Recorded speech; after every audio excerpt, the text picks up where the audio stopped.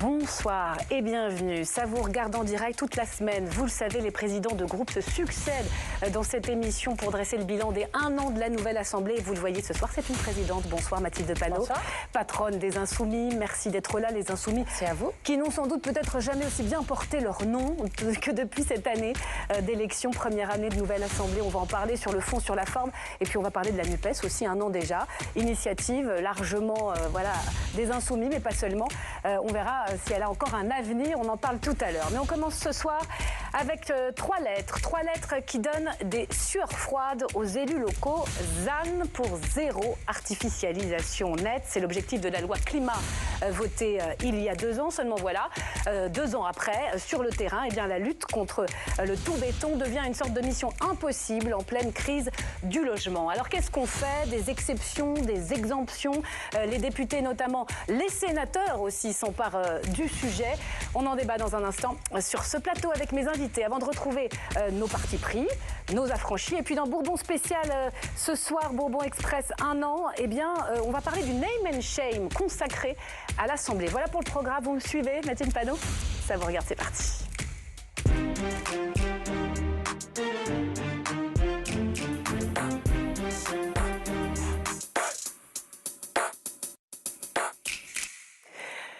Placer le curseur entre les terres agricoles et les terrains constructibles à l'heure de l'urgence climatique. La loi climat, fruit de la Convention citoyenne votée en 2021, est devenue la cible de beaucoup d'élus locaux. Alors, levée de bouclier pour dénoncer une sorte d'usine à gaz sur le terrain qui a trouvé un certain écho au Sénat en pleine campagne des sénatoriales. Alors, faut-il revoir, attention, c'est pas facile, hein, l'objectif du ZAN, le zéro artificialisation nette, prévu dans cette loi climat. Bonsoir, Bastien Marchive. Bonsoir. Merci d'être là. Vous êtes député apparenté Renaissance des Deux-Sèvres et vous êtes le rapporteur à l'Assemblée de cette proposition de loi qui arrive du Sénat. Elle est examinée en commission, elle arrive dans l'hémicycle la semaine prochaine. Vous allez dire ce que vous allez en faire de ce texte. C'est pas votre groupe politique. Est-ce que vous allez le rejeter ou peut-être même le réécrire? Bonsoir Aminata Niakaté. Bonsoir. Merci d'être là. Vous êtes porte-parole d'Europe Écologie Les Verts. Bonsoir F. Cheftel. Ravi de vous retrouver, journaliste à Libération, chargé de la ville, de l'urbanisme et du logement. Enfin, bonsoir Jean-Philippe Dugouin-Clément. Bonsoir. On a forcément besoin d'un maire sur ce plateau, ça tombe bien. Vous êtes le maire de Mency, dans l'Essonne, maire centre droit. Je crois que vous êtes aux prises avec cette question du ZAN, auteur de l'Habitat fait le citoyen aux éditions de l'Aube. Mathilde Panot, on voit que ce sujet remonte partout, hein, du terrain, peut-être même dans le Val-de-Marne, votre circonscription. Donc évidemment, n'hésitez pas à participer, à intervenir, même à interroger nos invités. On commence par planter le décor. Les ZAN en 200 secondes, c'est un défi. Le chrono de Blacko, tout de suite.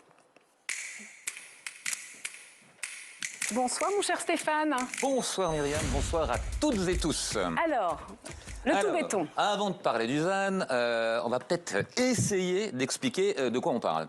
Donc on va partir d'un chiffre choc qui a été révélé par la Cour des comptes qui disait en 2020 qu'entre 2010 et 2020, 600 000 hectares de terres naturelles ont été bétonnés en France, qui correspond à l'équivalent d'un département. Donc à ce rythme-là, au bout d'un siècle, on a bétonné l'ensemble de la France. Alors, le coupable, en plus, est désigné, vous voyez, par la Cour des comptes, c'est marqué ici. La raison, c'est l'étalement urbain, ce fameux rêve français du pavillon avec jardin, pourquoi pas une piscine pendant qu'on y est. Et ça, évidemment, ça a un résultat, c'est que la ville grignote sur la campagne, ce qui est une catastrophe écologique. C'est pas moi qui le dis, c'est lui. On a construit un modèle de société où la promotion sociale, le progrès, la réussite passait par avoir son pavillon à quelques dizaines de kilomètres du centre-ville, conduire les enfants à des activités dès qu'ils ne sont pas à l'école, et donc un modèle où on a le pavillon, où on a de l'étalement urbain, où on a 2 véhicules par foyer, etc., etc. Et à cet égard, en effet, il faut réussir à revenir sur cette catastrophe française qui a été l'artificialisation des sols. Alors ça, c'était en 2020 et le président, vous l'avez peut-être remarqué, s'exprimait devant la Convention citoyenne pour le climat. Donc dès l'année suivante, ça s'est traduit dans une loi qui a été adoptée à l'Assemblée, qui a acté un grand principe, celui du ZAN, donc diminuer de moitié l'artificialisation des sols d'ici 2030 et pour arriver à 2050 à zéro artificialisation supplémentaire. Donc sur le principe, tout le monde était plus ou moins d'accord au départ. C'est-à-dire que pour les agriculteurs, ça leur donnait le sentiment qu'on protégerait leurs terres agricoles. Pour pour les écologistes que ça éviterait le bétonnage de la nature, et même pour le gouvernement, ça sans doute inciterait à revitaliser les centres-villes des petites villes de province, qui est un de ses objectifs. Sauf que en 2022, quand il a fallu traduire ça, le grand principe, dans des décrets, ah bah là, ça a commencé à coincer parce que les maires avaient quand même l'impression que ce truc du ZAN, ça allait les priver de l'un de leurs pouvoirs principaux, qui est pouvoir décider du plan d'occupation de la commune, donc de délivrer des permis de construire, ce qui n'est d'ailleurs pas totalement faux. Résultat, l'AMF, qui est donc l'Association des maires de France, s'est rebellée, saisit le Conseil d'État pour contester ces décrets. Pardon. Et puis vous savez que qu'on s'en prend aux maires, aux collectivités locales, le Sénat ne tarde jamais trop à monter à leur secours. Et donc ils ont, ça c'était en mars, déposé une proposition de loi pour adoucir, arrondir un peu les conditions d'application du ZAN. On peut donner un exemple, par exemple, si l'État décide d'installer un grand projet sur votre commune sans que vous l'ayez décidé, il ne faudra pas que ça vous grille votre crédit de terrain. Donc les maires auront quand même le droit de garder leur crédit pour faire des projets personnels. Puis vous savez qu'il y a 36 000 communes en France, donc 36 000 cas différents. Et donc on a aussi prévu pour les petites communes des exceptions pour pas qu'elles subissent, qu'elles écoutent les mêmes règles que Paris. Bref, vu que le gouvernement n'a pas l'intention de se fâcher ni avec le Sénat, ni avec les collectivités locales, bon, Christophe Béchu a assez vite trouvé un compromis avec les sénateurs pour que le texte donc soit un peu aménagé et puis surtout voté devant l'Assemblée où il est examiné en ce moment. On croyait être sorti du tunnel. Mais voilà qu'une nouvelle dissension apparaît, cette fois-ci au sein même du gouvernement. Christophe Béchu, bon, il est quand même ministre de l'écologie après tout. Donc l'idée que les maires ne soient pas prisonniers des projets que l'État installe chez eux, à la limite, il peut comprendre. Mais il ne veut pas que les usines échappent complètement aux ZAN. Sauf que pendant ce temps-là, il y en a qui essaient de réindustrialiser la France. Alors forcément, ils ne sont pas contents. On les écoute. Je suis favorable à ce que les projets d'industrie verte, que ce soit les projets d'intérêt national ou les autres projets de PME et d'ETI, soient exclus du calcul du ZAN. C'est ma position, je le dis très simplement, c'est la position du ministre de l'économie et des finances, elle n'est pas encore définitivement arbitrée. Ah, suspense, qui l'emportera? Est-ce que Christophe Béchu aurait plus d'influence au gouvernement que Bruno Le Maire? Je sais pas. En tout cas, Bruno Le Maire, il peut compter a priori sur le soutien de LR ou au moins d'Olivier Marleix, qui n'a pas l'air de porter le ZAN dans son cœur. On l'écoute. Aujourd'hui, on le voit dans nos territoires. On n'est plus capable d'implanter des grandes entreprises parce qu'on n'a plus de foncier, on n'a plus de réserves et on nous interdit d'en consommer. Mais le zéro artificialisation, c'est de l'écologie radicale et le gouvernement est otage de cette écologie. Alors, je vais vous laisser débattre, bien sûr. Juste un petit détail, peut-être à l'attention de nos téléspectateurs. En septembre, ce sont les élections sénatoriales. C'est peut-être pour ça que tout le monde est au chevet des campagnes. Ah oui, vous croyez, vous êtes taquin. Justement, merci beaucoup Stéphane. Je commence avec vous sur le contexte dans lequel justement ces remises en cause de ce ZAN arrivent. Il y a la campagne des sénatoriales et puis il y a la crise du logement. Voilà, ça arrive dans ce moment-là très particulier. Ça milite pourquoi ? À votre avis, pour d'urgence revoir ces dispositifs ou se dire attention, récupération? Écoutez, je pense que la première des choses, déjà, c'est de se dire que la France est le plus gros consommateur foncier d'Europe. C'est 15% de plus qu'en Allemagne et c'est 57% de plus qu'au Royaume-Uni, qui a pourtant une population qui est semblable. Ce qui veut dire que sur les 50 dernières années, on a beaucoup artificialisé, de par le modèle qui a pu être Alors, j'ai lu, mais je ne connais pas bien le sujet, donc je vous interromps, mais on fait de la pédagogie. 9% en France de zones artificialisées. Moins que ça même, Myriam. Sur l'ensemble du territoire. Moi, je vois ce chiffre, je me dis, c'est pas beaucoup, je me trompe. Mais il faut se rappeler pourquoi est-ce qu'on a adopté la loi climat. Derrière ça, c'est des enjeux de préservation de la biodiversité, de préservation également du stockage du CO2. Il y a également des enjeux de cycle de l'eau qui sont à prendre en compte. C'est-à-dire qu'un sol, une fois qu'il est artificialisé, il ne remplit plus sa fonction première sur le plan environnemental. Et il ne capte la plus loi climat, c'est exactement ça. Et la loi climat, elle a justement cette ambition de faire en sorte qu'on ne tombe pas dans des excès qui auraient un impact significatif en matière de réchauffement climatique. Alors après, on peut la caricaturer. Moi, je pense qu'il ne faut pas opposer sobriété foncière et construction.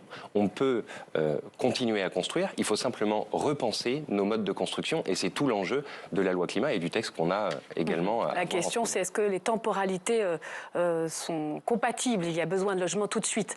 Alors, Aminata Niakaté, pardonnez-moi. D'abord, je voudrais comprendre. On dit 9% d'artificialisation. A priori, c'est peu, mais le problème français, c'est l'étalement urbain, c'est ça qui est le plus mauvais pour l'environnement. Ces fameux pavillons, cette France périphérique avec des zones industrielles, des zones commerciales, qui fait que finalement, même si c'est 9%, si c'est disséminé partout, ça donne pas de bonne terre. C'est certain que l'étalement urbain est un problème pour la pleine terre qui remplit un certain nombre de services écologiques. Et pour une fois, je suis d'accord avec ce que vous dites, qu'il y a des enjeux sur l'eau, il y a des enjeux sur le climat et on doit lutter contre le plus grand enjeu du siècle. Et évidemment, il faut revenir sur... Enfin, il faut garder cette loi. C'était une bonne idée, la loi climat. Le problème, c'est le manque de pilotage. Les collectivités sont livrées à elles-mêmes.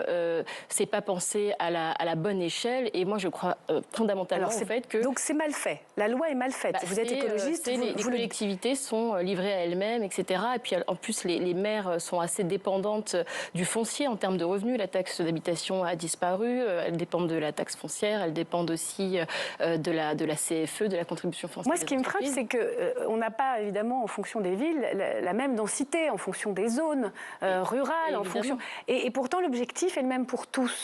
C'est ça, monsieur le maire? Comment on explique, au fond, cette règle un petit peu, égalitariste? En fait, c'est tous les impensés de la loi. La trajectoire ZAN, c'est quoi? C'est la réduction de l'extension urbaine. C'est protéger les terres naturelles. Tout le monde la partage. Je pense qu'autour de ce plateau, personne ne dira qu'il ne faut pas artificialiser moins de terres. Le problème qui se pose, c'est le financement du ZAN aujourd'hui, qui pose un vrai sujet sur le logement. Et c'est le détail d'un texte qui a été mal fichu. La loi d'août 2021 et encore plus ses décrets d'application ont un certain nombre d'aberrations qui, sur le terrain, très concrètement, bloque tout. Quand on compte, par exemple, le jardin d'un pavillon comme étant artificialisé, ça veut dire que dans des villages, on les vitrifie. On va perdre de la population et on va fermer des écoles. On a toute une série, en fait, de types de règlements qui ne vont pas, non pas sur l'objectif cherché, mais vraiment sur la méthode. Dans les choses qui peuvent effectivement choquer, c'est on met tout le monde à la même enseigne. Que vous ayez été très vertueux depuis des années, que vous ayez réduit très fortement votre artificialisation depuis des années, ou qu'au contraire, vous ayez tartiné de l'étalement urbain, on vous impose la même règle, on divise par deux. Les bons élèves sont pénalisés, c'est ça? Ils se retrouvent totalement pénalisés. On ne tient pas compte de la densité de population, du potentiel de développement économique. Si on prend Paris, c'est la 7e capitale la plus dense au monde. L'Île-de-France, pour le secteur intramétropolitain, les départements de petite couronne, c'est la métropole la plus dense en Europe. Alors qu'à l'inverse, on a des secteurs très ruraux. Et donc, en fait, on applique la même règle à tout le monde. C'est toute la question, en fait, qui doit être tranchée aujourd'hui par les modifications de lois et de décrets. C'est de remettre un peu de méthode dans un principe que tout le monde partage. Ouais, on verra comment dans un instant, parce qu'il faut qu'on comprenne comment ça se passe sur le terrain. Mathilde Panot, on a une écologiste qui nous dit que la loi est bonne dans son objectif, mais pas forcément dans les moyens pour y parvenir. Déjà pour qu'on comprenne tous. Là, je veux citer un rapport qui a été rendu par la Fabrique écologique qui montre que l'artificialisation des sols qui a été fait à 70% sur des terres qui étaient agricoles et qui étaient bonnes pour la souveraineté alimentaire de la France.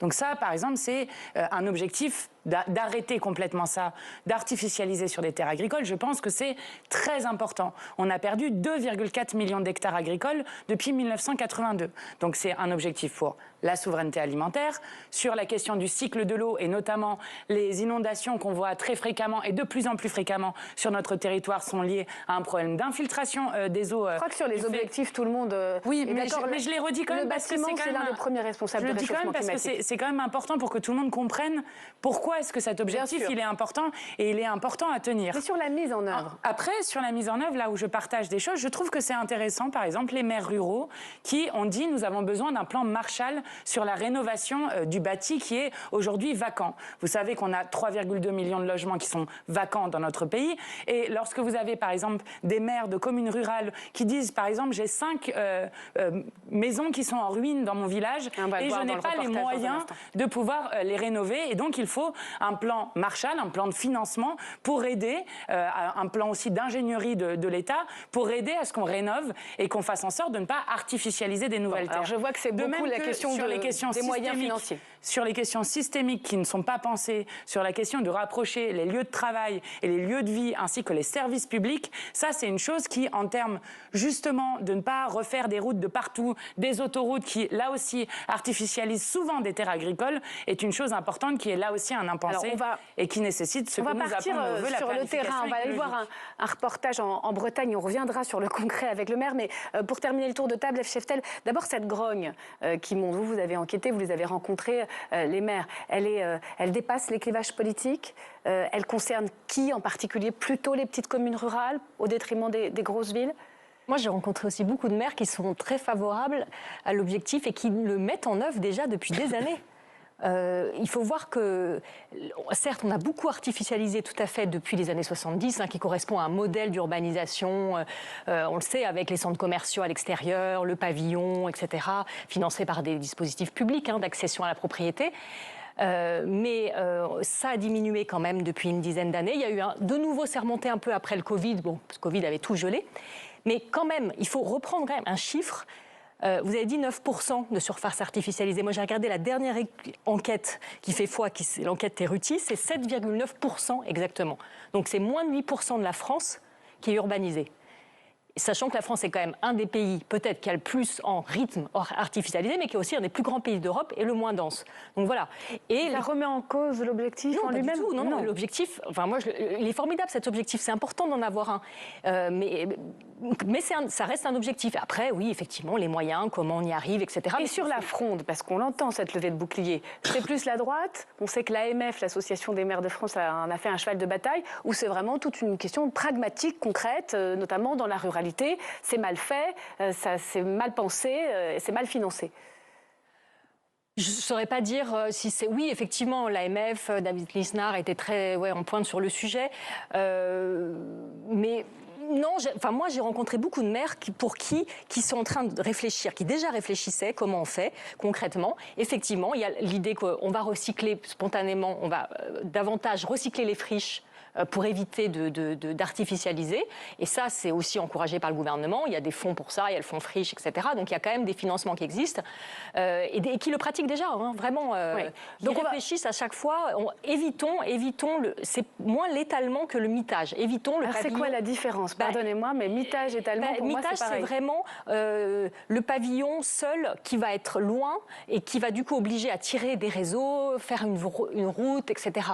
Donc ça, cet émiettement, disons, est néfaste. Après, l'étalement, c'est devenu un peu un mot, épouvantail.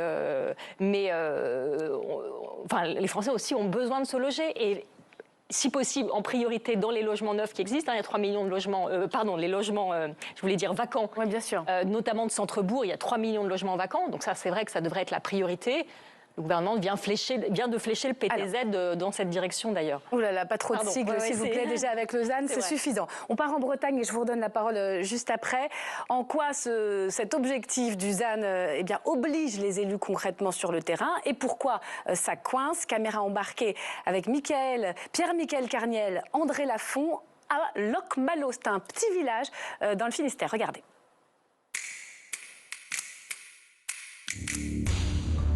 Voici une espèce en voie de disparition, le pavillon, si cher aux Français.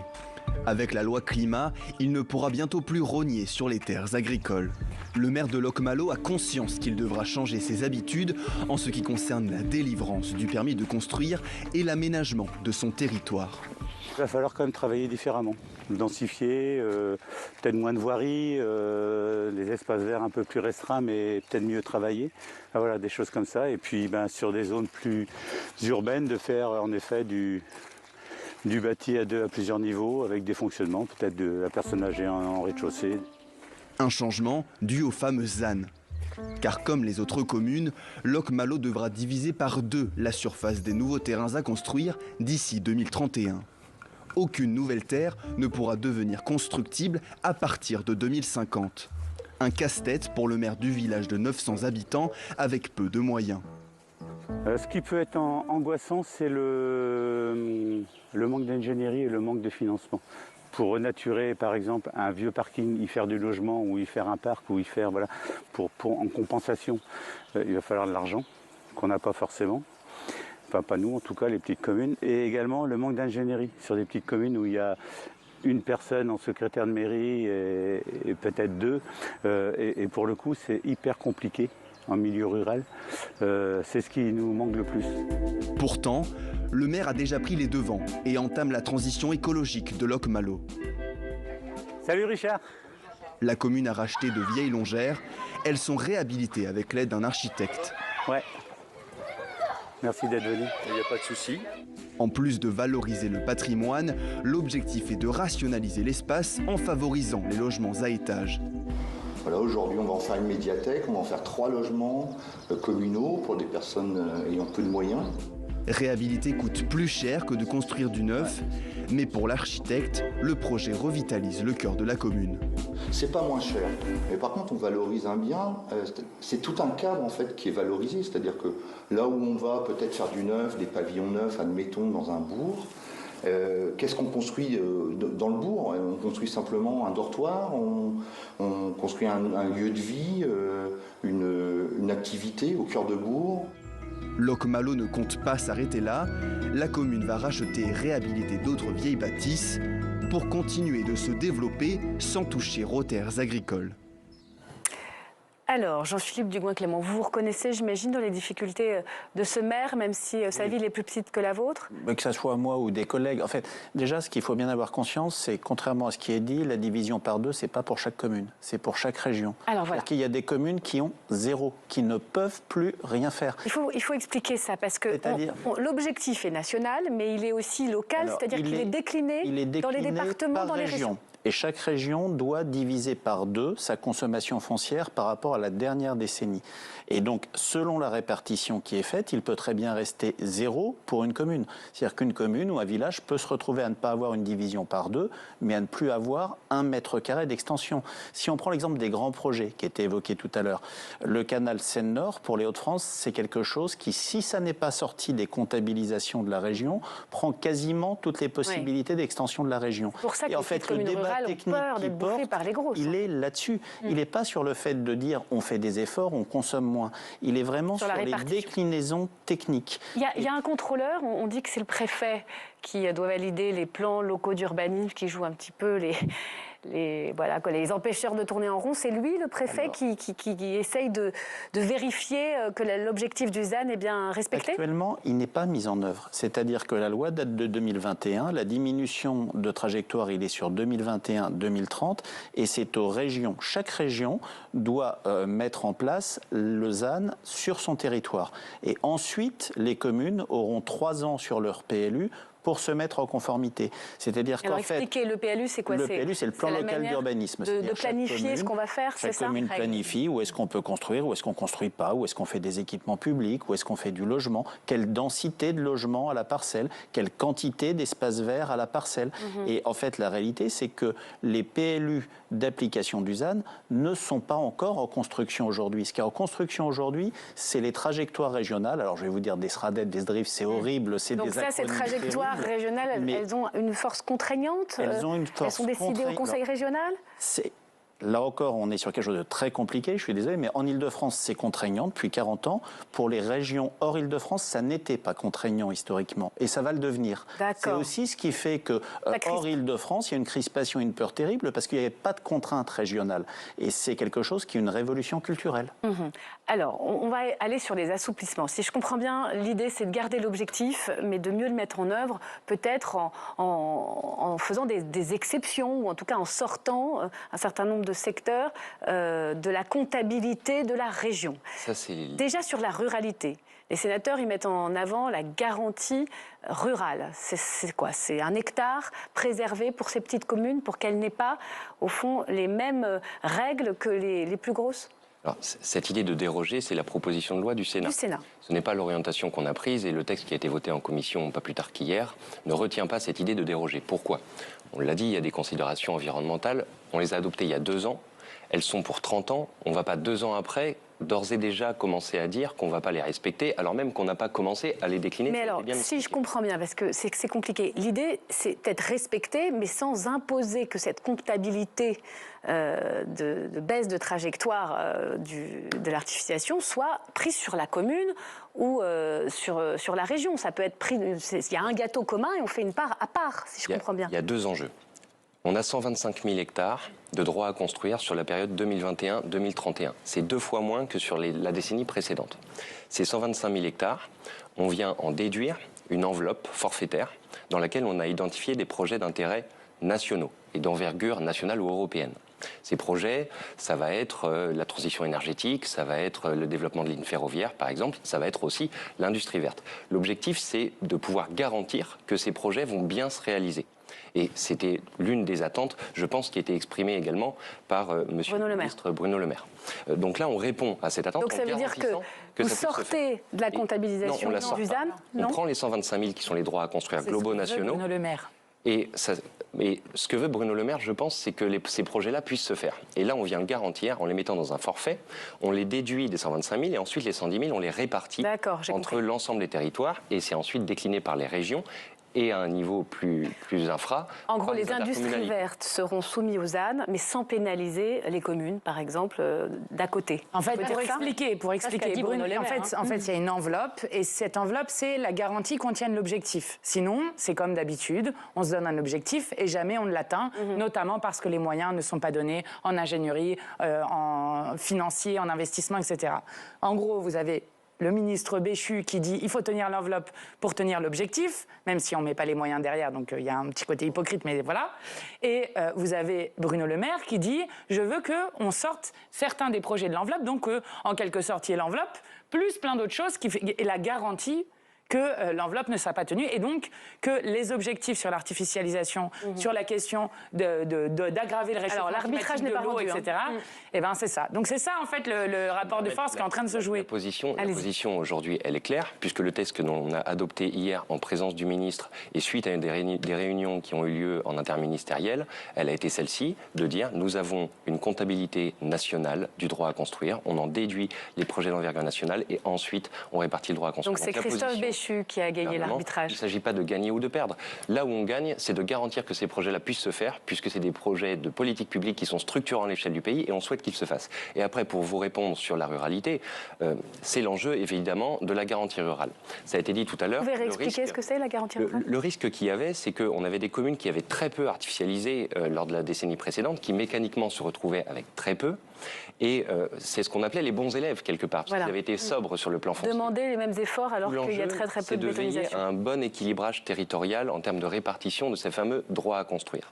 L'objectif de cette garantie rurale, c'est de donner 1 hectare. C'est ce que proposaient les sénateurs. On a eu le débat hier, il aura lieu également en hémicycle. Mais finalement, c'est pas tant de savoir si c'est 1 hectare ou pas. Ce qui est important, c'est de savoir qui en bénéficie et à quelles conditions.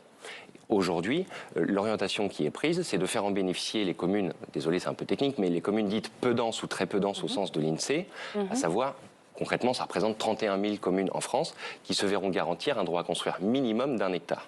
Et il y a un autre élément qui est quand même déterminant, c'est que cette logique que l'on trouve à l'échelle nationale pour les projets d'envergure nationale, on souhaite pouvoir la décliner en faisant confiance et en laissant la liberté aux élus locaux, de pouvoir la décliner également à l'échelle régionale et à l'échelle intercommunale. D'accord. Où ils auraient vous la liberté d'identifier des projets. Il y a plus d'autonomie. On assouplit dans la mise en œuvre parce que oui, il y avait un enjeu de tenir compte de la particularité et des spécificités de chaque territoire. Après, j'entends aussi les enjeux de financement. Je pense qu'il y a des enjeux de fiscalité sur le foncier également qui vont se poser parce que mécaniquement, on va avoir une raréfaction foncière et des phénomènes de spéculation ou de rétention qu'il nous faudra traiter. Je pense que le PLF peut être un bon lieu pour en parler. Projet de loi de finances. Mais on le voit, il y a plein d'autres considérations. Mais il y a des toutes petites communes qui craignent que l'attractivité économique soit vraiment réduite à zéro, qui ont besoin de construire, D'où l'enjeu de ce texte. Et si je peux juste terminer, je ne pense pas qu'il faille opposer les objectifs du ZAN, sachant que le ZAN c'est pour 2050, hein, on n'y est pas encore. Donc quand on parle de crise du logement, en l'occurrence, il a le dos large, mais il n'a encore rien à voir là-dedans. Je ne pense pas qu'il faille opposer logement et ZAN. Je ne pense pas qu'il faille se dire que mieux construire, ça veut dire ne plus construire. on a quand même un droit à construire qui sera encore significatif. Et quand on évoque, par exemple, une moyenne de 8 logements à l'hectare, c'est la moyenne de ce qui a été construit sur les 10 dernières années. 8 logements à l'hectare, ça fait des parcelles moyennes de plus de 1000 m². Et on tient compte des métropoles dans ce décompte-là. Donc on le voit quand même qu'on a une marge. Diminuer de moitié, il suffirait, c'est très trivial, hein, mais il suffirait de diminuer par 2 la surface moyenne des terrains qui accueillent des maisons individuelles pour le régler sur la période des 10 ans qui arrivent. Donc pour vous, on n'est pas du tout dans l'alerte, on n'est pas dans une usine à gaz épouvantable. Non, parce que qu'est-ce qu'on entend sur le terrain? On a quand même aussi à côté de ça 170 000 hectares de friches. On a un vrai enjeu mobilisable de rénovation énergétique sur lesquels des moyens conséquents sont mis. Donc on a encore la marge de construire. Alors Bruno Le Maire n'y croit pas, l'industrie verte sur les friches actuelles, mais j'entends que c'est pas lui qui porterait, voilà, in fine, cet arbitrage. Aminata Niakate, on entend, voilà, l'objectif et cette majorité y tient, mais il y a des assouplissements, notamment la garantie rurale. Ça va dans le bon sens pour les écologistes? Moi, c'est vrai que quand j'entends parler de... Alors, on continue la cadence sur les grands projets, les opérations d'intérêt national, les grands projets inutiles, etc. Type, j'imagine que l'autoroute A69, vous la mettez dedans, donc je suis assez inquiète de ce que ça peut donner réellement. Enfin, aujourd'hui, 30% des nouvelles artificialisations concernent les commerces, les bureaux, etc. Et j'ai l'impression qu'on continue comme avant. Et puis aussi, un autre aspect, c'est que sur les nouvelles artificialisations nettes qui arrivent, les constructions et donc la promotion immobilière, ça concerne très souvent des zones très faibles en tension sur le logement ou des zones en démographie qui baissent. Et donc là où il y a des besoins, c'est pas là qu'on artificialise. Donc il y a un vrai problème de pilotage et de planification. Bon, qu'est-ce que vous pensez de ces différents assouplissements à l'œuvre, hein, ce qui est très bien expliqué par monsieur le député? Non, que ce soit les propositions de loi actuelles ou les décrets, c'est des choses qui, pour nous, vont plutôt dans le bon sens, qu'en fait, ça vient remettre un peu de bon sens, un peu d'huile dans les rouages d'une mécanique, encore une fois, que tout le monde partage. Mais après, il reste la question du financement. Là où ça ne répond pas, c'est sur les impensés par rapport à la production de logements, et notamment de production de logements sociaux, parce que produire du logement social, quand le foncier se raréfie, que le foncier vaut plus cher, c'est encore plus dur que de produire du logement privé. Et puis, globalement, on parle beaucoup des friches, on pourrait parler des zones d'activité économique hors qualification, de la transformation bureau-logement, mais tout ça, ça coûte plus cher que la construction ex nihilo. Et donc, ça veut dire qu'il faut travailler les régimes fiscaux ou les simplifications qu'on peut apporter là-dessus. Ouais, un mot de conclusion. Pour avoir suivi le dossier depuis le 24 août 2021, le vote de la loi climat-résilience, ça avance. Je veux dire, cet acronyme, ça y est, les gens le connaissent, se le sont appropriés. Et on est en train de changer notre manière de penser, d'urbaniser, etc. Et ça, c'est quand même vraiment très positif. Au-delà, voilà, de la question... du comment. Oui, du comment, etc. Et ça va se régler, en fait. Je pense que petit à petit, ça va se régler. On va trouver une bonne manière de faire, une bonne intelligence, en déclinant, effectivement, les objectifs au niveau nationaux, régionaux, intercommunaux et... Voilà. Écoutez, on s'arrête là. En tout cas, moi, je vous remercie parce que c'était pas simple à comprendre au départ et c'est beaucoup plus clair ce soir. Merci. Merci beaucoup d'être venu débattre sur LCP. Vous restez avec moi, Mathilde Panot. Dans une dizaine de minutes, les partis pris de nos affranchis. Ce soir, le regard du philosophe Pierre-Henri Tavoyot sur la polémique récente sur les jours fériés. La plume acérée de Vincent Hugeux sur la visite en France de Mohamed Ben Salman, le prince héritier d'Arabie Saoudite. Et puis, nouvel épisode de notre série Bourbon Express spécial Marco Pommier, de quoi nous parlez-vous ce soir? Eh bien, ce soir, je vais vous parler du name and shame, une arme politique redoutable, vous verrez. Merci, messieurs, à tout à l'heure. Mais d'abord, on va revenir avec vous, Mathilde Panot, sur les 1 an des Insoumis au Palais Bourbon. Vous étiez 17 dans la précédente législature. Vous voilà désormais 75, première force de la NUP, mais sans Jean-Luc Mélenchon, dont l'ombre, il faut bien le dire, plane encore sur votre groupe. Alors, qu'avez-vous fait de ces 1 an? Regardez, c'est dans l'invitation de Marion Becker, on en parle ensemble juste après.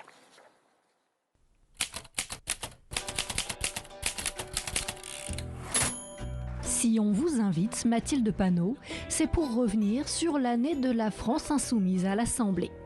Car vous êtes la présidente d'un groupe d'opposition qui sait se faire entendre, quitte parfois à électriser les débats. Vous êtes un imposteur et un assassin. Vous gérez 74 députés insoumis et dans l'hémicycle, ils portent bien leur nom. Vous êtes devenus les champions des rappels au règlement et des sanctions. Monsieur Boyard, je vous rappelle à l'ordre. Monsieur Boyard, procès-verbal. Au-delà de ces coups d'éclat, vous faites entendre votre voix contre la politique et les méthodes du gouvernement. Vous êtes vous-même sans concession et reconnu pour vos talents d'oratrice à la tribune. Depuis un an, de 49.3 en 49.3, vous assurez le service après-vente des caprices du président de la République. En l'espace d'un an, vous avez fait de notre pays une poudrière. Bravo, Madame la Première ministre, quel anniversaire! Pendant les retraites, les débats sont survoltés. Votre méthode assumée, c'est l'obstruction parlementaire. Et derrière, c'est Jean-Luc Mélenchon qui tire les ficelles. Peut-être un peu trop pour certains députés du groupe. Sur l'affaire Quatennens, qu'ils auraient aimé voir davantage écartée après sa condamnation pour violence conjugale. Sur le fonctionnement du parti, jugé trop vertical. Et sur la stratégie. Alors, Mathilde Panot, vous devez composer avec ces frondeurs, vous, la fidèle de Jean-Luc Mélenchon. Votre victoire à vous, cette année, c'est l'adoption de la constitutionnalisation de l'IVG. Je suis très émue à la fois de ce vote et de ce signal historique que l'Assemblée nationale sonore a envoyé à toutes les femmes de notre pays. Un texte rassembleur qui contraste avec les propositions de loi clivantes du groupe qui sont l'occasion pour vous de faire du buzz, comme celle sur la corrida ou la réintégration des soignants non vaccinés. Alors on a une question pour vous, Mathilde Panot. Vous relayez la colère de l'Assemblée, mais n'est-ce pas au détriment de l'adoption de vos propositions de loi ? Réponse, Mathilde Alors déjà, non, parce que ce n'est pas pour faire du buzz et je voudrais insister là-dessus. Lorsqu'on se bat pour l'abolition de la corrida, ce qu'Aymeric Caron a porté brillamment pour notre groupe, c'est parce que nous pensons qu'il est urgent d'abolir la corrida, notamment pour des raisons de bien-être animal dans ce pays. Et que, par ailleurs, 87% des Français sont favorables à ce qu'enfin on abolisse la corrida. Quand nous parlons de la réintégration des soignants qui ont été suspendus parce que non vaccinés, nous pensons notamment à la situation en Outre-mer et aux Antilles spécifiquement, ou en Guyane, où le système de soins s'effondre parce que beaucoup de gens, notamment parce qu'ils ont vécu le scandale du chlordécone, ne voulaient pas se faire vacciner. Vous avez quand même l'art de les fabriquer, ces propositions de loi. Vous êtes le groupe politique dont les propositions de loi sont les plus médiatiques. À chaque fois que vous en proposez une, et c'est un talent, elles sont reprises partout parce qu'elles ont l'art de frapper les esprits. La conflictualité, ça c'est un principe d'action dans l'hémicycle, c'est une théorie, une stratégie que vous assumez pleinement. Vous avez vu qu'on n'a pas mis dans le sujet la séquence retraite parce qu'elle reste en mémoire des Français. Vous n'avez pas le sentiment, au fond, que cette stratégie n'a pas payé? Si elle a payé, regardez, nous étions 17, nous sommes 75. Mais là, c'est après les retraites. Et quand vous prenez... Oui, mais on nous a dit la même chose la dernière fois. La dernière fois, sur la dernière bataille retraite que nous avions gagnée, les ministres inventaient que nous avions fait 100 000, 200 000 amendements, des choses absolument incroyables, et on nous avait fait la même diabolisation. Vous avez quand même participé à une forme d'obstruction pour empêcher l'article 7, le fameux report de l'âge légal. Et vous l'assumez. Nous avions eu raison parce que c'est ce qui a laissé du temps au mouvement social de pouvoir s'organiser. C'est ce qui a laissé du temps aussi pour un rapport populaire, un rapport de force populaire de se faire. Et notamment, c'est grâce à ça que des députés LR ont changé d'avis. Et qu'aujourd'hui... Et c'est pourquoi ils nous ont empêchés de voter l'abrogation de la retraite à 64 ans dans le cadre de la niche-lyotte, qu'aujourd'hui, nous sommes majoritaires à l'Assemblée pour vouloir l'abrogation de cette réforme. Quand François Ruffin dit par exemple qu'il ne veut plus hurler sur les bancs de l'Assemblée, ça ne sert à rien, ça renforce le RN. Ce sont ces mots. Il a complètement tort. Je crois que nous avons dans le groupe parlementaire, et c'est une de nos grosses forces, nous avons des complémentarités. Vous avez des gens qui sont un facteur d'identification magnifique. Je suis fière à un point que vous ne pouvez même pas imaginer que Rachel Keke soit députée. Rachel Keke, première femme de ménage, femme victorieuse avec d'autres femmes de la lutte de 22 mois de grève qui ont été faits à l'hôtel Ibis-Batignolles et qu'elles ont gagné. Et qui, derrière... avec des gens qui la regardent et qui se disent moi aussi je vais de ménage, voilà, combat également de François Ruffin, je le souligne au passage parce qu'il a le combat de François Ruffin également. Exactement. Celui des femmes de ménage notamment à l'Assemblée. Qui donne des liens d'identification pour les gens. Lorsque vous disiez cet été, l'été dernier, lorsque nous sommes rentrés à l'Assemblée nationale pour cette nouvelle mandature, que jamais autant de personnes n'avaient regardé l'Assemblée nationale. C'est vrai. Je pense que c'est notamment grâce au fait que avec notre groupe, pas que, mais notamment avec notre groupe. C'est une évidence que vous avez participé le peuple à la rendre beaucoup plus regardée. Mais oui, et pour nous, c'est important parce que c'est le lien avec la politique et que, justement, le fait d'avoir des complémentarités est une chose qui permet d'avoir un message très ample auprès des gens. C'est l'heure du bilan. On voit bien qu'il y a des réussites. On voyait l'IVG dans la Constitution. La NUPES, il y a un désir d'union chez le peuple de gauche, comme on appelle, énorme. Ça marche à l'Assemblée. Vous travaillez ensemble. Vous avez des positions sur les textes quasiment les mêmes, pas tout le temps, mais quasiment les mêmes à chaque fois. Mais l'avenir, elle est en péril, cette alliance, non? Quand on voit que vous faites bande à part aux européennes. Alors, c'est pas nous qui faisons bande à part, puisque c'est nous. Je parle dans l'ensemble des partenaires. C'est puisque nous militons depuis plusieurs mois pour qu'il y ait une liste unique aux européennes. Je vais expliquer pourquoi. J'espère que nous pouvons convaincre nos partenaires sur cette question. Pourquoi? Parce que ce qui est dit dans les sondages, contrairement à ce qu'on dit médiatiquement, ce qui est dit par les uns et les autres, ce qui est dit dans les sondages, c'est que la NUPES unie serait la première force aux européennes, avant le Rassemblement national et évidemment c'est vrai, avant mais il y a un Renaissance. autre sondage qui montre que séparés, les forces de la NUPES ont des réserves de voix et sont à 10 points au-dessus. Ça n'a Donc aucune contradictoire. Parce que vous comprenez. Non, c'est pas contradictoire. Vous comprenez bien que le soir des élections européennes, si le message politique qui est envoyé à tout le pays, le signal politique, c'est la NUPES est la première force du pays, où nous pouvons d'ailleurs encore progresser par rapport au sondage qu'il y a maintenant, puisque ce n'est pas maintenant, c'est dans un an. Ce n'est pas du tout la même chose que si c'est le Rassemblement national qui est la première force. C'est une évidence. Mais l'impossible union aux européennes, aujourd'hui, elle est largement imputée, c'est pas moi qui le dis, hein, ce sont à écouter en coulisses les écologistes, les socialistes, les propos de Jean-Luc Mélenchon sur l'Europe, sur la Russie. Il y a une forme... Voilà, d'irréconciliabilité là-dessus. Alors, c'est pas un peu de sa faute aussi? Non, il y a pile un an. Déjà, c'est Jean-Luc Mélenchon qui a impulsé les choses pour que se crée la NUPES. Je le remets quand même. Je l'ai dit tout à l'heure et personne ne. Et je trouve ça assez incroyable qu'alors qu'il est en train de justement vouloir lui aussi une liste unique aux européennes, on dise maintenant qu'il veuille détruire l'outil, ce qui n'est absolument pas le cas. Cette semaine, ça fait exactement un an que le premier tour de l'élection législative a eu lieu. C'est vrai. Et nous avons gagné, je le rappelle, la NUPES, le premier tour de l'élection législative. Ensuite, notamment parce que beaucoup des candidats macronistes qui avaient été défaits ont préféré ne pas faire aucun appel au vote, voire à appeler contre la NUPES, alors qu'il y avait le RN en face, nous nous sommes retrouvés avec 89 députés RN, ce qui est la responsabilité historique des macronistes. Je le dis pourquoi? Parce qu'on ne va pas nous expliquer que nous aurions été capables de gouverner il y a pile un an, ensemble, sur un programme de rupture, qui est un programme de gouvernement, qui est toujours d'actualité et sur lequel nous nous appuyons. Un accord électoral aussi. Hein.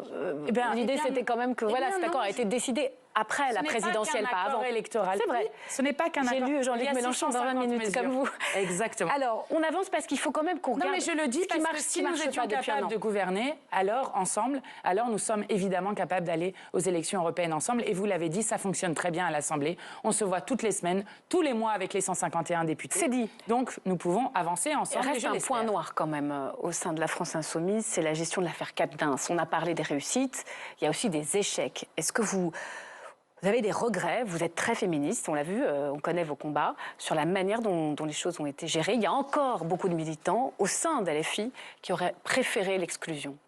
Mais je crois que c'est exigeant, mais qu'il faut tenir les deux fils. Je le dis parce que je pense qu'au contraire, nous avons, nous, comme groupe parlementaire, affronté la situation. Et nous n'avons pas mis, en quelque sorte, la tête dans le sable en faisant semblant. Quand Jean-Luc Mélenchon dit, il dit, un jour ou l'autre, Adrien Quatennens reviendra dans la course. C'est une maladresse de dire ça. Vous le rediriez, vous, ça? Je vais vous dire. Un jour ou l'autre, il reviendra dans la course? Je vais vous dire, oui, Adrien Quatennens est député. Il est député. Mais il reviendra dans la course? Oui, mais écoutez, je vais vous expliquer. Il y a deux choses. Il y a évidemment la lutte contre les violences sexistes et sexuelles, qui est une lutte exigeante. Et il y a aussi, et il faut les tenir les deux, et c'est ce que je crois notre groupe parlementaire a fait, il y a aussi la vision humaniste que nous avons de la justice. Et je comprends que le mouvement féministe n'en est pas là. Parce que je comprends que l'impunité qui a valu sur des gens auteurs de violences, pendant, voire pire, pendant des dizaines et des dizaines d'années, amène le mouvement féministe à être très dur sur cette question. Il y a une condamnation et à dire qu'il faut être exigeant. Mais Adrien Quatennens a été condamné. Il a ensuite été sanctionné politiquement. Il n'est plus coordinateur du mouvement. Il a été suspendu du groupe parlementaire pendant 4 mois. Il est très présent quand même autour de Jean-Luc Mélenchon, manifestement. Vous avez lu comme moi l'article du Monde publié aujourd'hui? Oui, mais écoutez... Alors, il faut qu'on en parle parce que... À un moment, il y a une question en justice qui s'appelle la réinsertion. Comment est-ce qu'on fait, dans une société féministe, débarrassée du patriarcat, comment est-ce qu'on fait avec des gens qui ont été auteurs de violences, ce que Adrien Quatennens a reconnu et dont il a subi les conséquences? Qu'est-ce qu'on fait? Et je le dis d'autant plus que c'est un moment, c'est exigeant cette question-là. Et je comprends que ça ouvre des colères et des brèches énormes chez des gens. Mais il y a un moment, si on veut une société féministe, il faut penser aussi la réinsertion des auteurs de violences. C'est dit, et on verra comment réagissent les Français. Mais c'est une position claire et vous l'assumez. Les méthodes. Il faut qu'on dise un mot pour terminer cette interview des méthodes de Jean-Luc Mélenchon. Verrouillage généralisé, disent certains. En décembre, les historiques d'LFI étaient écartés de la direction du mouvement. Aujourd'hui, Le Monde révèle à la suite de Mediapart que certains militants sont fichés, que le POI, le Parti ouvrier indépendant, lambertiste, trotskiste, historique de Jean-Luc Mélenchon, a infiltré le parti. C'est presque une ambiance de purge. Non, c'est faux. Alors c'est faux sur alors je vais dire très factuellement sur des points pour aller rapidement. La première chose, personne n'a été purgé de la direction. Je veux dire, le parti de Clémentine Autain est invité au Conseil politique, le parti de François Ruffin est invité au Conseil politique, Alexis Corbière n'avait jamais fait partie de la coordination avant, donc il n'y a pas de purge. C'est une chose qui est inventée autour de ça. La deuxième chose, sur le fichage de militants qui a été révélé effectivement dans un journal, sur lequel vous avez un communiqué de la France Insoumise qui dénonce ces méthodes et dont on ne sait pas d'où elles viennent, mais en tout cas, qui ne sont pas les méthodes de la France Insoumise. Et je veux le dire parce qu'il y a une manière de décrédibiliser l'alternative et la force politique que nous sommes. Je vais vous dire, je comprends qu'on veuille taper et continuer de taper sur Jean-Luc Mélenchon, mais je vous parle pas forcément à vous, mais je le dis, je comprends qu'on veuille taper sur un homme qui a fait 22% aux élections présidentielles, qui a été 3 fois notre candidat. Et je vais vous dire, si nous sommes dans une situation avec 75 députés LFI, si nous sommes dans une situation avec 151 députés NUPES, où contrairement à tout le reste de l'Europe, notre famille politique est écrasée, eh bien c'est grâce à Jean-Luc Mélenchon. Et si on peut réouvrir une brèche d'espoir dans ce pays et en Europe, c'est grâce à Jean-Luc Mélenchon. Et si on peut faire en sorte qu'il se représente en 2027 ?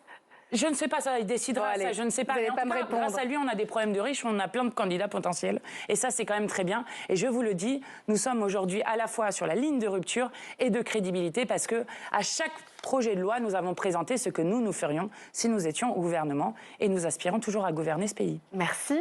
Merci Mathilde Panot. Vous restez avec moi, c'est l'heure d'accueillir nos affranchis. Vous allez voir, leurs partis pris vont vous faire réagir. On les accueille tout de suite. Allez, Vincent Hugeux, grand reporter, qui va nous parler d'MBS dans un instant, et puis le philosophe Pierre-Henri Tavoyot. Installez-vous, préparez vos partis pris. On commence, comme chaque soir, par Bourbon Express. Nouvel épisode ce soir de notre série spéciale 1 an de la Nouvelle Assemblée, avec aux manettes ce soir Marco Pommier. Bonsoir Marco. Bonsoir Myriam. Alors, de quoi nous parlez-vous ce soir ? Eh bien ce soir, à l'heure du bilan, j'ai choisi de vous parler d'une pratique que vous avez contribué à vulgariser, Mathilde Panot, dans votre groupe. C'est le name and shame, en bon français, nommer et couvrir de honte. Alors c'est une pratique courante dans les pays anglo-saxons. Objectif, dénoncer les auteurs de mauvaises pratiques pour porter atteinte à leur réputation, pour changer les comportements. Appliqué à la politique, ça consiste à demander des scrutins publics dans l'hémicycle pour publier ensuite la liste des députés qui ont voté telle ou telle mesure sur les réseaux sociaux. L'insoumis François Ruffin était l'un des premiers à lancer le concept.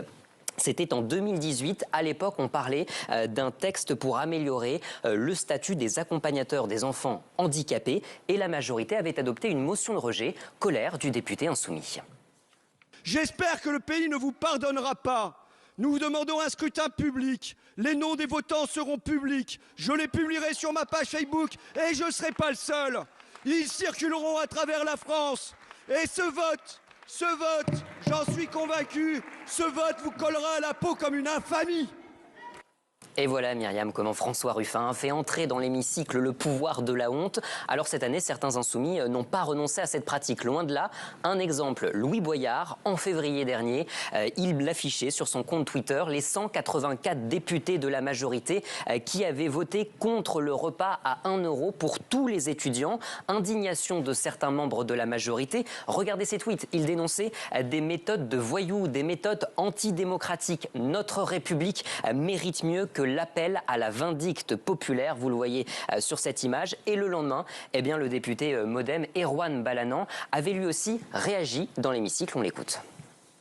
Un certain nombre de nos collègues sont harcelés maintenant par les réseaux sociaux. Alors, vous pouvez penser que c'est pas grave. Et effectivement, c'est pas si grave parce que nous sommes députés et que nous prenons des risques et nous avons l'habitude.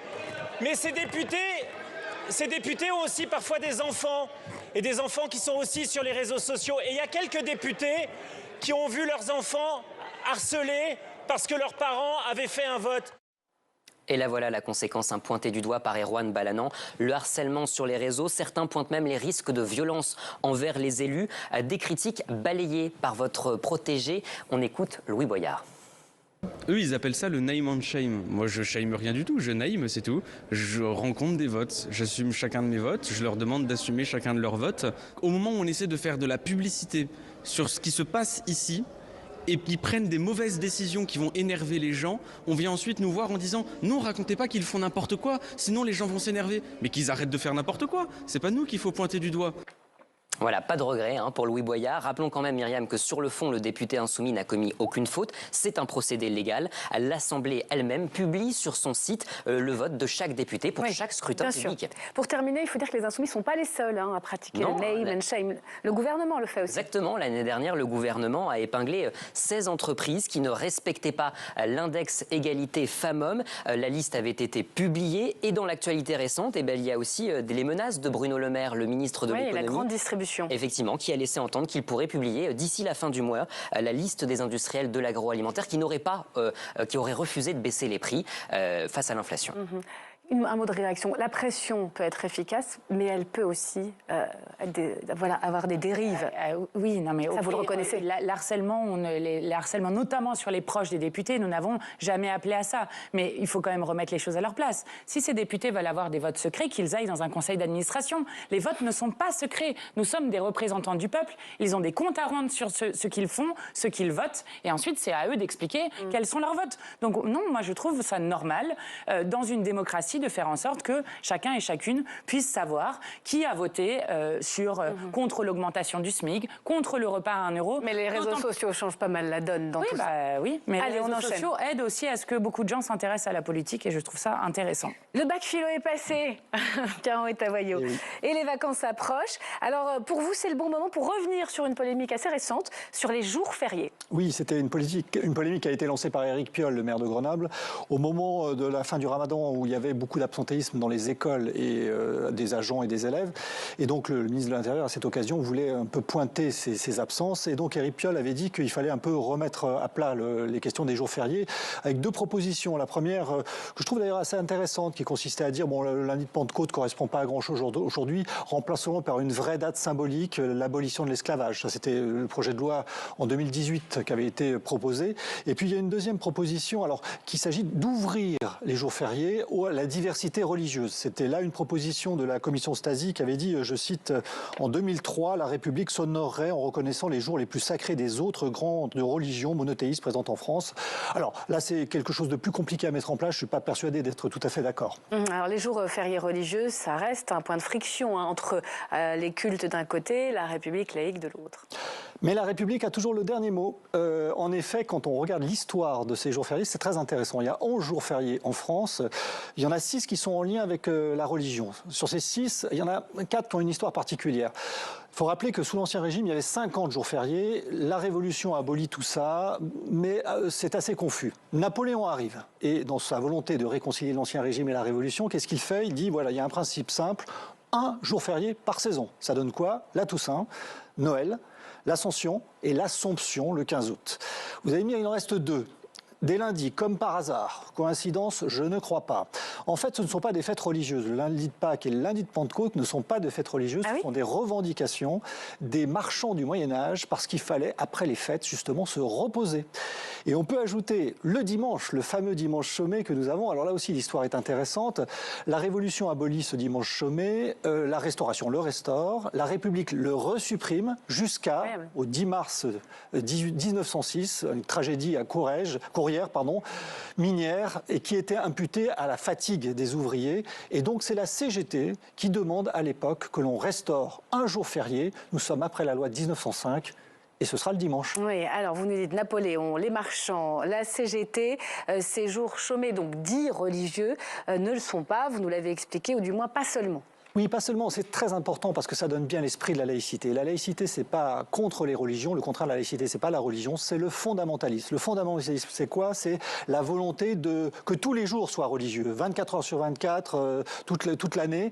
Et ce fondamentalisme chronophage à l'égard des religions, justement, la laïcité nous permet de nous en éloigner avec une culture du compromis qui consiste à dire, grosso modo, nous devons arbitrer entre les mœurs nationales, les spiritualités individuelles, l'utilité sociale, la symbolique collective. Il n'y a pas que la religion dans la vie. Il peut y avoir du religieux, mais c'est ça le message de la laïcité. Merci. Passionnant parti pris, philosophico-historique et en phase avec Éric Piolle, tout est possible. Pierre-Henri Tavoyot, pour vous. Allez, on enchaîne. Pour vous laisser un peu de temps, Vincent, vous vouliez revenir sur cette visite à Paris d'MBS. Et oui, Emmanuel Macron remet donc le couvert, couvert en argent massif et or noir pour l'occasion. Non content d'avoir en juillet dernier déroulé le tapis rouge sous les pas de Mohamed Ben Salman, notre Jupiter élyséen déjeunera demain avec le prince héritier saoudien. Il a pour mieux flatter son hôte, enclin à débarquer sans préavis, bousculer l'agenda présidentiel. C'est donc en Seine-et-Marne et non à Pau, François Bayrou appréciera, que Macron ira discourir sur l'avion du futur. Il faut dire que le fougueux timonier de la monarchie wahhabite vient un peu en voisin. Lors de ses escapades hexagonales, MBS séjourne dans son château de Louvciennes, près de Versailles. Un ça me suffit à 275 millions d'euros, conçu et bâti par le cousin de Jamal Khashoggi, cet éditorialiste dissident dont Ben Salman avait en octobre 2018 ordonné l'assassinat, étouffement suivi d'un équarrissage à la disqueuse, et ce, dans l'enceinte du consulat saoudien à Istanbul. Revient Mohamed, tout est pardonné. Alors c'est pas à vous que voilà, je vais dire, mais je vais le faire quand même, comme les diplomates. Le royaume saoudien, acteur incontournable aujourd'hui.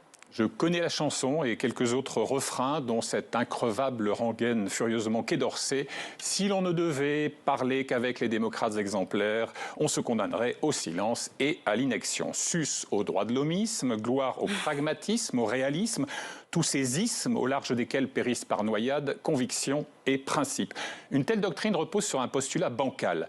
La dialectique entre la morale et l'efficacité serait un jeu à somme nulle. À cette aune-là, seul le cynisme est performant, tandis que la fidélité aux valeurs affichées tracerait le chemin le plus court vers l'impuissance. Pas si vite. Ce qui, vis-à-vis des despotes de toutes obédiences, s'avère contre-productif, c'est la complaisance, la souplesse d'échine. Confidence recueillie ce matin même auprès d'un vieux routier des pétromonarchies. Comme Vladimir Poutine, MBS, vraie bête politique, n'entend que les rapports de force et il a compris un truc. Fort de son brut, le royaume peut tout acheter, y compris ses partenaires avides de contrats du marché d'armement au chantier BTP pharaonique. Et est-ce que ça marche alors, ce forcing? Et oui. Oui, la stratégie d'influence à la Saoud, inspirée au demeurant par le rival qatari, fait ses preuves dans tous les domaines, y compris le sport et la culture. Les pré-retraités du ballon rond, le portugais Ronaldo, le français Benzema, cautionnent sans état d'âme, mais à prix d'or, une modernité de façade. Citons le Grand Prix de Formule 1 de Jeddah, le rallye Dakar, rapatrié dans les dunes, mais aussi la crème du golf mondial, golf sans eux, du golf mondial que Riyad s'efforce d'attirer via un nouveau circuit doté de primes délirantes. Côté 7e art, eh bien, on le sait, Maïwen, elle a vu sa Jeanne du Barry financée par une fondation saoudienne. Ce n'est pas un sujet, d'ailleurs, esquive l'intéressé, car, dit-elle, en Arabie, les choses bougent. Une certitude, l'éruptive cinéaste excelle autant dans la fiction que dans le film en costume. À Paris, MBS plaidera en faveur de l'octroi à son pays de l'exposition universelle 2030. Nul doute que le prince mégalo sait fort bien s'exposer. Pour ce qui est de l'universalisme, il y a du chemin à faire, allusion aux milliers de ces sujets décapités, lapidés ou livrés au peloton d'exécution depuis 2015. Le message vaut pour tous ceux qui œuvrent à sa réhabilitation. Dis-moi qui tu courtises, je te dirai qui tu es en 3 mots. Merci beaucoup. Toujours aussi bien écrit, Vincent Huju. Un tout petit mot de réaction. Vous, aux affaires. La dernière fois, en juillet, lorsqu'il avait été reçu par Emmanuel Macron. On en refera de nouveau une autre. Et merci pour les 2 chroniques passionnantes, celle sur les jours fériés, parce que ça fait partie de la civilisation du temps libéré aussi, de ce que nous, on porte. Et on avait porté, avec Jean-Hugues Grattenon, une proposition de loi pour demander à ce que le 4 février soit une journée fériée pour l'abolition de l'esclavage. et voilà, et de rappeler notamment sur là un cas quand même qui fait particulièrement honte à notre pays, de rappeler qu'il y a Vos affaires d'ailleurs, vous ne MBS, non, commerceriez plus. Ah non, on ne le recevrait pas, non. C'est dit, on verra ça. Merci. Merci les affranchis. À très vite, Marco Pommier. Et je vous retrouve demain. Merci de nous avoir suivis. Et merci à toute l'équipe de CVR qui m'accompagne. Tiens, j'en profite un tout petit peu. À demain. Très belle soirée.